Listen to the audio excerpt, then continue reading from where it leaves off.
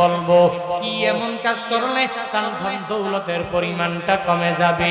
আল্লাহ পাক কয় মুসা ওই ধনীর কাছে যাও, ধনীর কাছে গিয়া গিয়া গিয়া গিয়া জানাইয়া দাও ওই ধনীর টাকা পয়সা কমে যাবে, অনেক পরিমাণে কমে যাবে যদি যদি শুকরগুজার না করে, যদি পাওয়ার পরে আলহামদুলিল্লাহ যদি না বলে, তাহলে নিয়ামত অটোমেটিক কমে যাবে।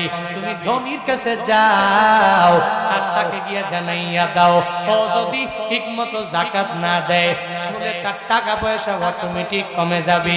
বুঝা গেল কি ওই বান্দার টাকা বাড়বে যেই বান্দা শুকরগুজার করবে। যে শুকর করবে না ওর টাকাও কমে যাবে, বাড়ির সংখ্যাও কমে যাবে, ও সুন্দরভাবে চলতে পারবে না। এজন্য ও বান্দার টাকা লাগবে, বাড়ি লাগবে, গাড়ি লাগবে, সব লাগবে। এই চিন্তা নিয়ে নিয়ে নিয়ে তুমি আগায়া যাও আল্লাহর দরবারে।